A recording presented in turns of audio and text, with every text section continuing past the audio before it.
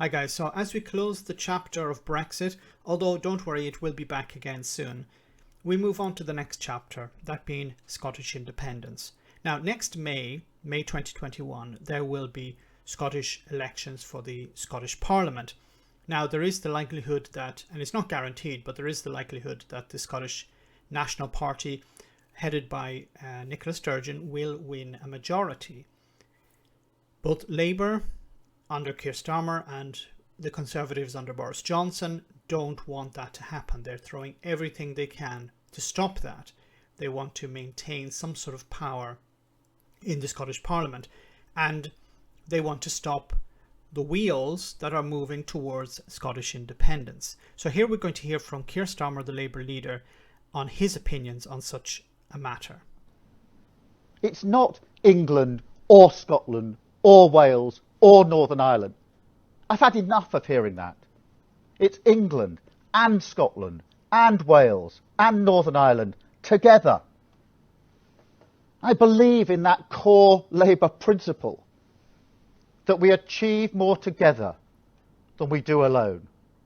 All four nations working together to build a more open, more optimistic and outward-looking country. A united Kingdom that's a force for social justice and a moral force for good in the world. And that's why I'm so determined to preserve and to renew the United Kingdom. But just as I believe in the United Kingdom, I equally believe in devolving power and opportunity across it. That is the common thread that joins so many great figures of the Scottish Labour movement, from John Mackintosh, from Donald Dewar, to John Smith and Gordon Brown. A tradition that doesn't simply see devolution as a process of shifting power from one place to another, but that sees devolution as a means to an end, to empower, to democratise and to deliver social justice. Now, a problem with that point of view is that, yes, in a sense, it's true. You are delivering power to the people in that devolved administration. But there's always going to be a conflict between the devolved power and Westminster. And who has the greater power? Westminster has the greater power. Now, if Keir Starmer was suggesting that we dissolve Westminster and create a new English Parliament, so you would have an English Parliament, you'd have a Welsh Parliament, you'd have a Scottish Parliament, you'd have a Northern Ireland Parliament, and all of these would have equal power, then I think his argument would be much stronger. The United Kingdom would be united, and each individual country would have the same power. But that's not the case, and that's not what he's pushing for. The challenge for Labour now is how to carry on that tradition, to renew the case for devolution, and to harness the energy, dynamism and creativity of all corners of the country. Devolution in Scotland, Wales and Northern Ireland was one of the proudest achievements of the last Labour government, against, I might add, the opposition of the Conservatives and the indifference of the SNP. But since Labour lost power in Holyrood in 2007 and then in Westminster in 2010, that renewal hasn't happened. Now, you have to understand, why did Labour lose power in Westminster and why did Labour lose power in Scotland?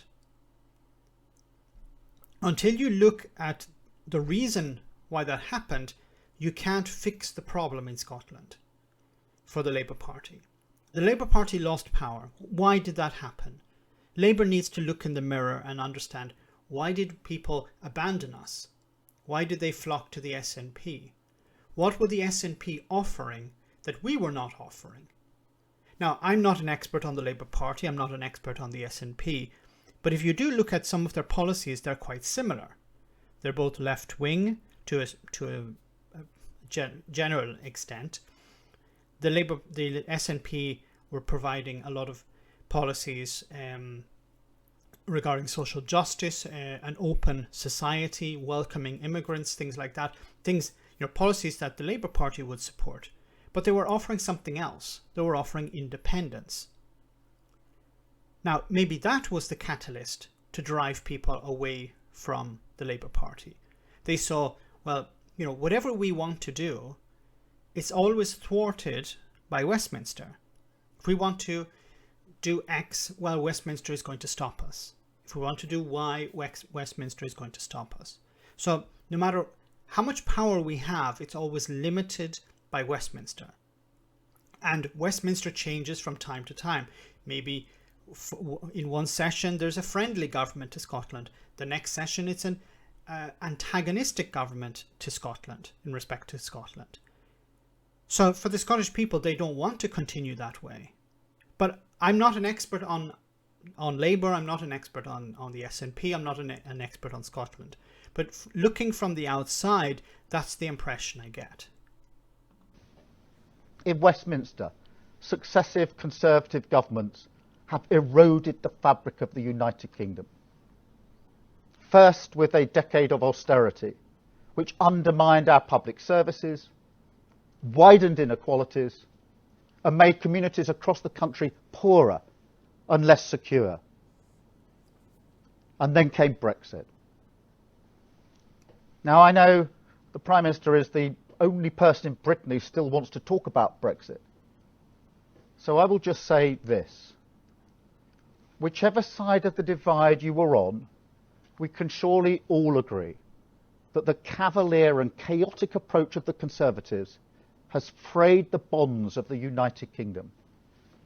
Take, for example, the Internal Markets Bill, which was railroaded through Westminster without concern for the impact it would have on devolution or the damage it would cause across the United Kingdom.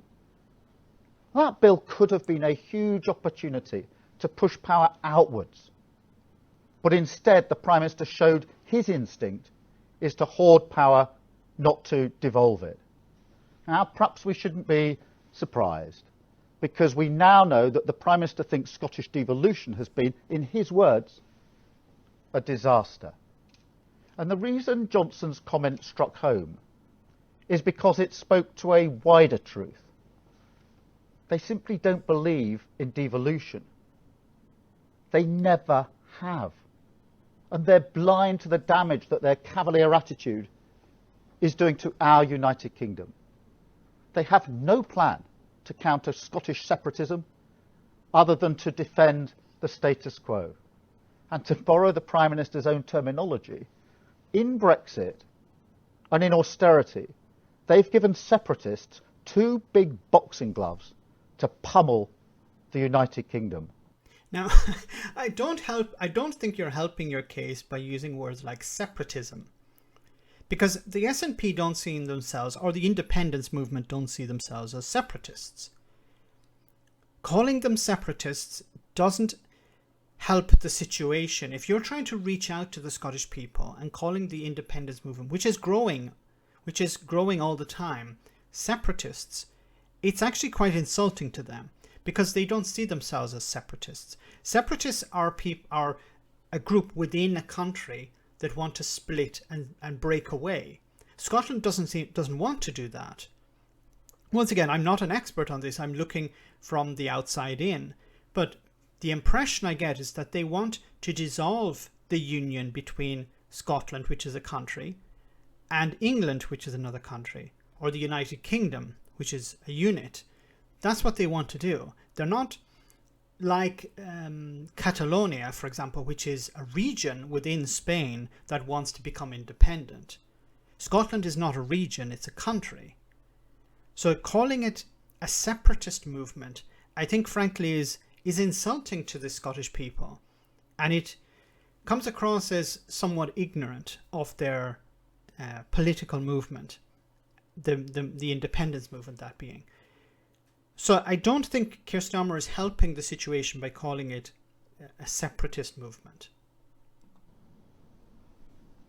And Scotland was once rightly proud and world-renowned for providing an exceptional education to children from all backgrounds.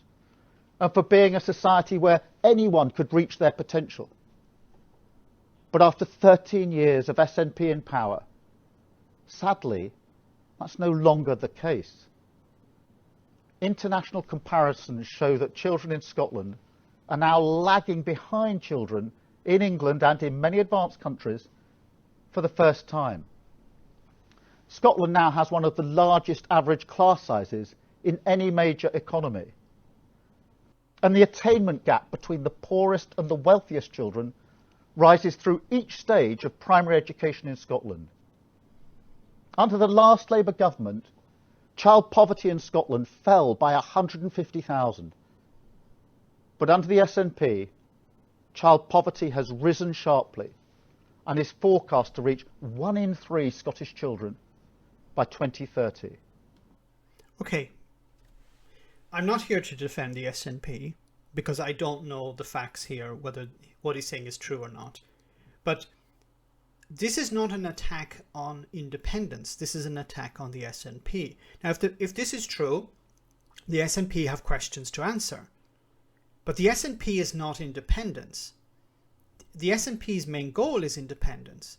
So if the SNP are failing as a government, that's a failing of the SNP. That's not a failing of independence. Now, the SNP could respond by saying, well, the reason this is we're not able to do everything we want is because we'd like to, for example, raise income tax to help pay for more services, to help schools, to help businesses, to help young people improve. That could be their response. Like they don't have the powers to raise certain taxes.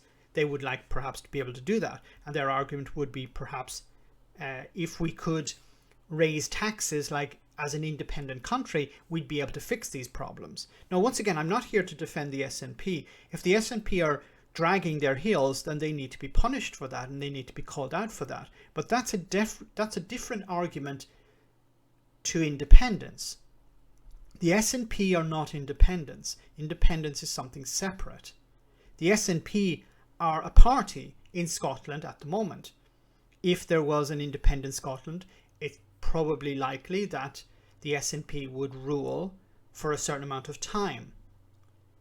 But you have to differentiate between the SNP as a party in the UK and the SNP as a party in an independent Scotland, because they would be quite different.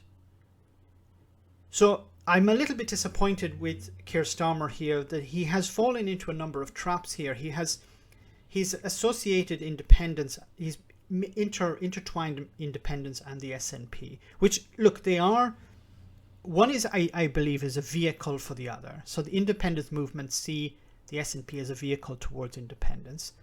But the SNP is a party, and a party is made up of people, and people make mistakes. But independence itself is either disputed or as an independence. You dispute independence on the merits of independence. You don't dispute independence on the merits of a party. And he's also fallen into this trap of using language like separatism, which in reality, Scotland is not a separatist, the SNP or the independence movement is not a separatist movement, because Scotland is a country, it's not a region within another country. Let me know in the comment section, guys, what you thought about all of this. As always, your comments are greatly appreciated. Thanks a lot. I want to say a big thank you to all of my patrons. You ensure that this channel continues to exist. I'm eternally grateful for all of your support. If you join Patreon, you will receive instant access to our Discord server, where we have both audio and video chats. You can chat with me and other patrons, where we discuss important and non-important issues. Becoming a patron per month costs about the same as a large coffee, so why not check it out?